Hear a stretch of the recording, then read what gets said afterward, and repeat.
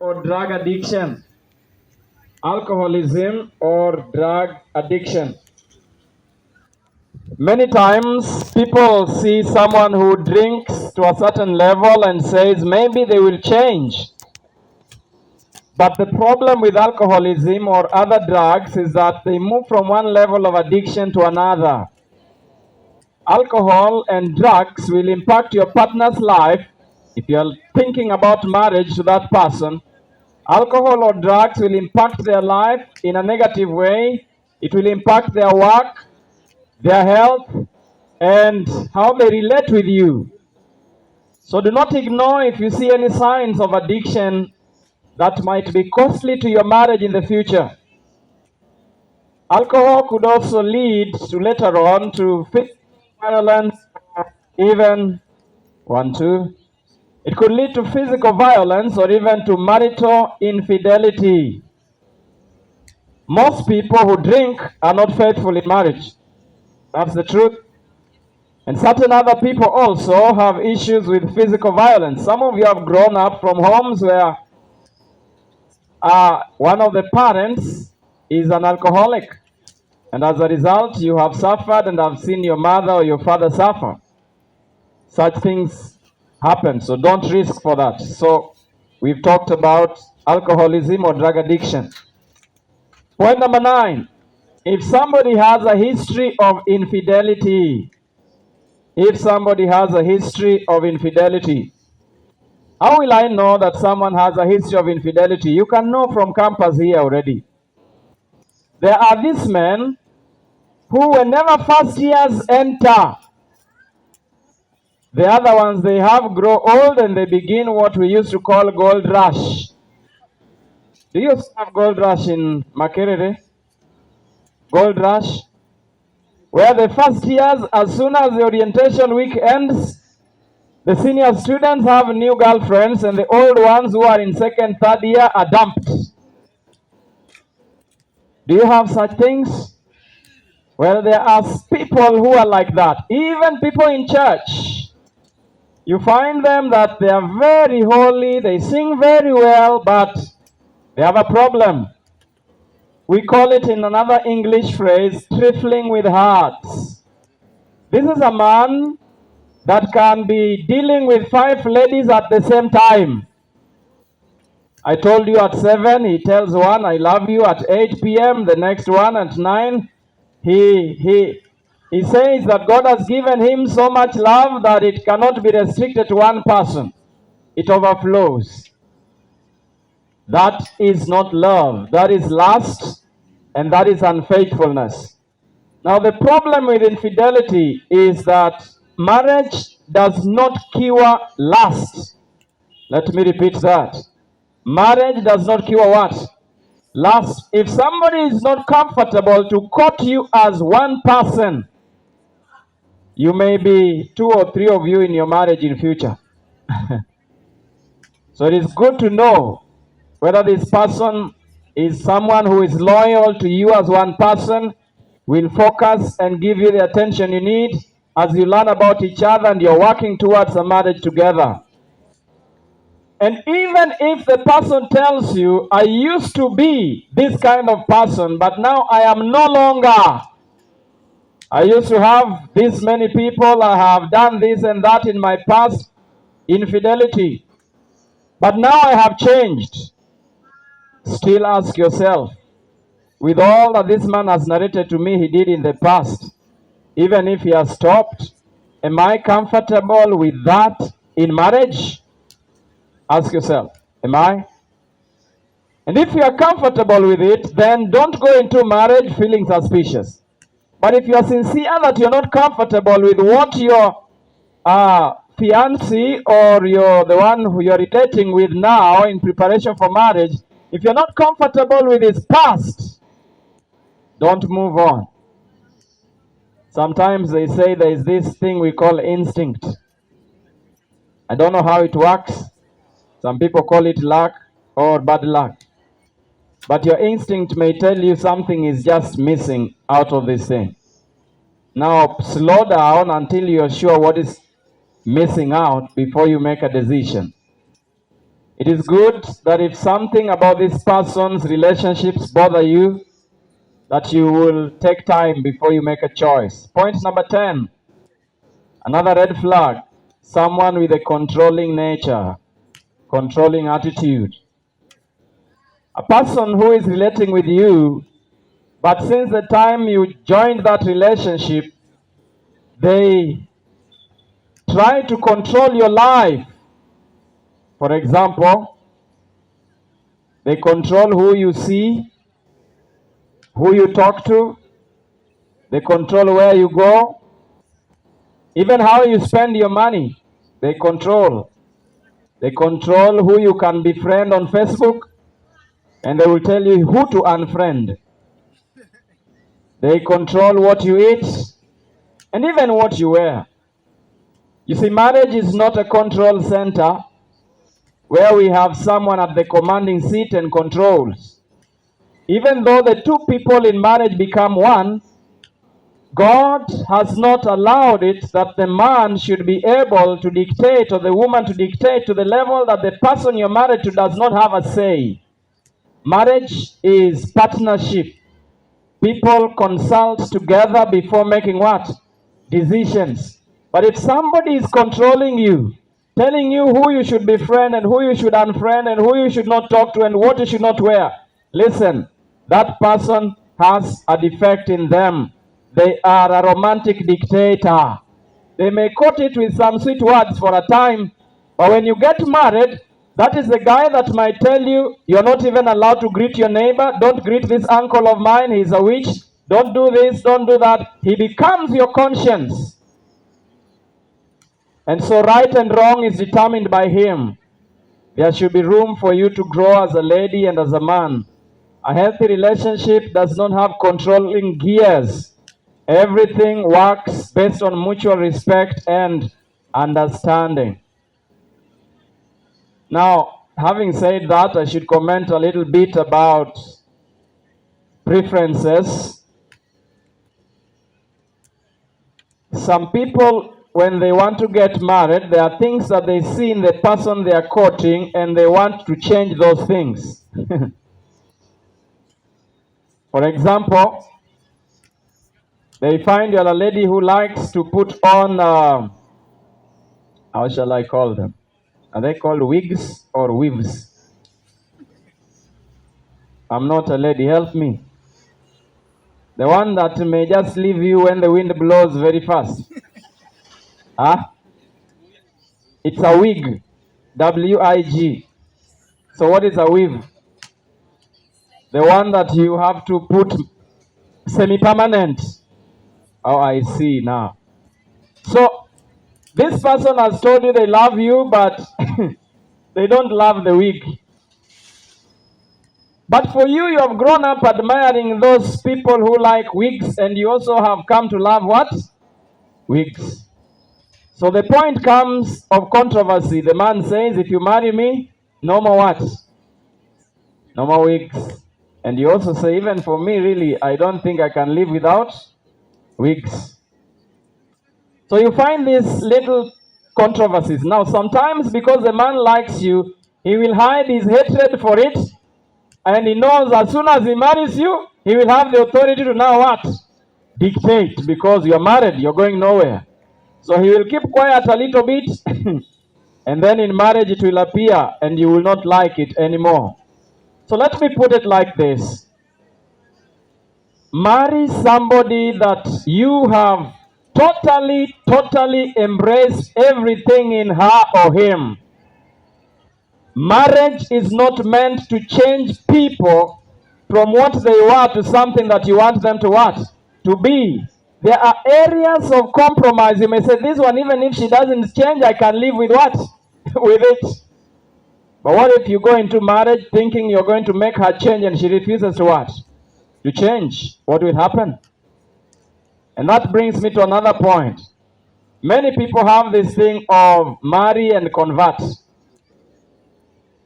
Especially men. Marry and convert. Last time we talked of one of the points of compatibility in marriage as religion, isn't it? But I found out that in Uganda, women don't have a right to believe. You have a right to believe your husband's belief. Is that true? So if you go into a family that is Catholic and you are Anglican, what should you be? You become Catholic? But let me ask you, what if you go into a family where they do witchcraft? What should you become? You become a witch, eh? You see, this is what we mean. When it comes to matters of religion, God does not treat us according to our spouse. God treats us individually. In heaven, there is no record that says these ones were converted by husbands and these ones were converted by preachers. It's not there. You don't marry to change people. No. You marry someone that you're going to have a partnership with, someone you'll grow together with in that particular faith. Are we together? So if you want to marry this lady but she's not of your faith, perhaps give them time to learn and grow and join your faith and let her grow. Don't make it the real motive of her changing, you know. That, if I'm going to marry this man, I must become this. So she starts becoming that. And the men also do it. When the lady says, I can't marry you because you're this, the man even joins your church, even joins the choir, he's even baptized. You say, Lord, you have done it for me. You are the Alpha and the Omega. When you reach the marriage, you realize, kumbe, there was no Alpha and Omega there. The man played out. And as soon as you enter the marriage, he begins to show you his or her real what? Her real character. Because she hid in it. But I said to you here that God will never allow his best to go into a what? A mess. If you trust God to give you a husband or a wife, at some point, if this person is pretending, there is a signal God will give you. Something will be off one time. And that signal, when you see it, don't trust your feelings. Trust reason and make the right decision. Having said that, the next red flag is called a secretive life with no friends. This person, you never hear them talking about a friend. And they are always living their own personal secret life. Nobody else knows what they do, where they stay, how they do their things. He is just himself, as briefly as that. If you are going to live in a secret family, you may continue. A secret family. But I've never seen secret families. Families are built on societies. Societies are built around other families and communities. And that's what we are. The family is a building unit of a society. Now, if this person doesn't have friends, this person is a very secretive person. It simply means if your relationship has a crisis and you're looking for help, if you're looking for a friend to talk to him, there is none. You have him and yourself. That person also might be a dangerous person. How come he doesn't have friends? He might be dangerous. You see, friendships, even courtship is built on friendship. Please do not risk when you notice that a man has no friends and has a very secretive life. There are even questions you ask him, he is not comfortable to what? To answer, because there is a part of his life he doesn't want to let to be known. That might be a warning sign. Now, not everything that I say here means that the relationship should be broken. Some people have also been brought up in certain ways that influence their lives, so you might need to take time before you make the ultimate decision, but it might be a warning sign. Point 12, be careful when things in a relationship are moving too fast. Can I repeat that? Be careful when you have started courting or dating and this person you have met and you're trying to know them better, but things are moving too what? Too fast. So you meet in January, at the end of January they tell you, I want us to get wedded in March. 2 months. If you are a lady who has overstayed in terms of Ugandan limits, If you have overstayed and you suspect that expiry date is being branded on you, if the man says 2 months, we get married, you will clap your hands and thank the Lord and say hallelujah. But there might be danger. Someone can even tell you to resign your job so that you can move to where he is, so that you can start life together. Or he says, come, let's start staying together. Or you have met with them the second time after the relationship began, and he says, I want you to talk to my mother or my father. That's the man. As in, he's saying, he wants you to already develop a relationship with his family even before you have known him very better than you know him. Are we together? You're trying to know him, but he's trying to hook you to his what? His family first. The reason why men do that is so that you think he is very, very serious. And number two, so that you don't back out. You might want to say, no, I don't want to speak to your mother first. I want to still continue to know you because I'm not going to settle with your mother. I will settle with who? I will talk to your mother. There will be time enough to talk to your mother, but don't bring in other parties first. I just want to know you. Avoid the person who rushes things so fast, so quickly. Because relationships need to take time for people to bond emotionally, physically, so that you're confident. You need to know this person and the job they do. I have heard of a couple that was on a show. Not a couple. This lady was asking this family therapist. He said, I have lived with my husband for 8 years, but I don't know what he does for a living. What should I do? 8 years of marriage, you don't know the work that your husband is what?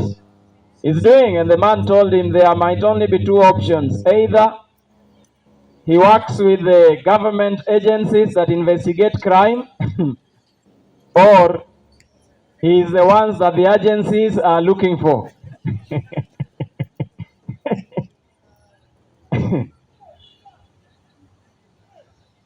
You need to know their personality. You need to know how they spend their free time. You need to know their friends.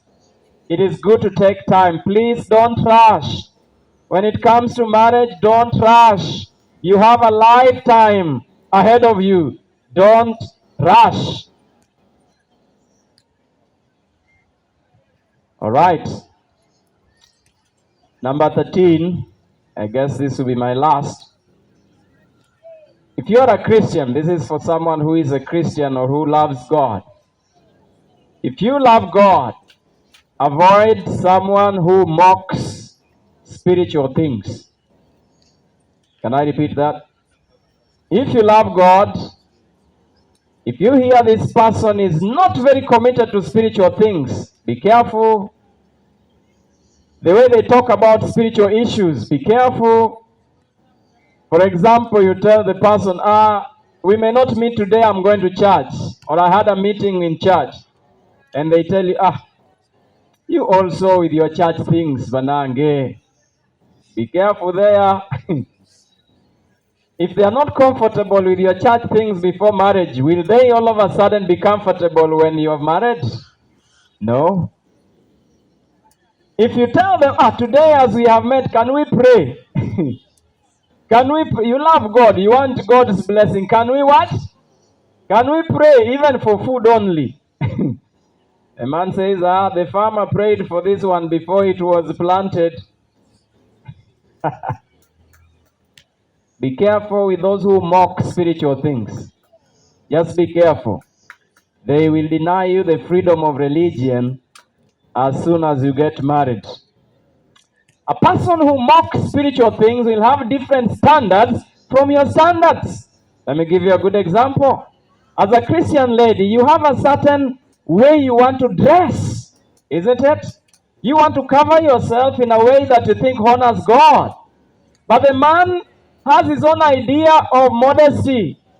And he will tell you, I want your blouse to reach here.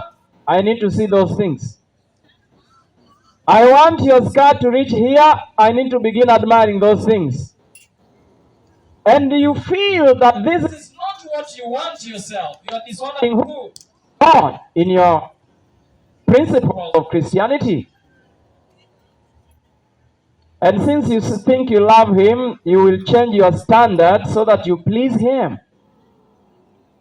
There are women who entered marriage with high principles of morality, but the husband will look at them and say, did I marry an old woman or I married a young lady?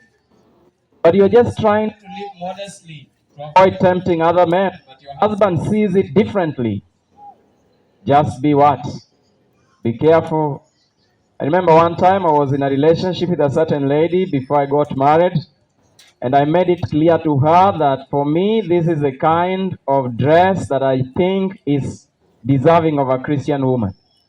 And I would wish my girlfriend, who is looking forward to get married to me, to live like that. Then one of the church leaders went to her another time and she said, I have noticed that the way you dress is changing. Have you become a grandmother simply because you're in a relationship with that guy? That, to that lady, was a big issue. She said, surely people are looking at me like this, surely. So it was between me, my principles, and her, and what other people think, and she chose the people. And I was glad she didn't choose me. I was reading a book called Letters to Young Lovers with the following statement, page 79. My sister, talking to a lady, unless you would want to have a home where the shadows are never lifted, that is a place where there are problems daily. Unless you would want to have a home where shadows are never lifted, do not unite yourself with one who is an enemy of God. Don't. As soon as you realize this man is an enemy of God, don't unite yourself with them. It were better to live single all your life than to live with someone who doesn't love God in their lives. Let me put this statement next to this. And I'm talking to those who have committed Christian relationships, a relationship with God. If the relationship causes you to compromise your relationship with God, let me repeat that. If the relationship you have with this person you want to marry causes you to compromise your relationship with who? With God, by compromising your godly principles, your godly practices and morals, then it is time to pause it or quit it altogether. So ask yourself, since I began this relationship, am I growing in faith? Am I loving Jesus more? Am I being a better witness? Do I pray more? Do I study the Bible more? Or I have changed? If you find you have changed for the worse, run for your life. Listen to me. Your marriage to Christ, your Christian relationship, is more important than your marriage to a human fella. And your marriage to Christ, your relationship with Christ, is what is going to give you peace in your marriage with this guy. So your relationship with God is up here, and this guy is down here. When you get married, you're saying, with the help of God, I'm going to love you till death does us part.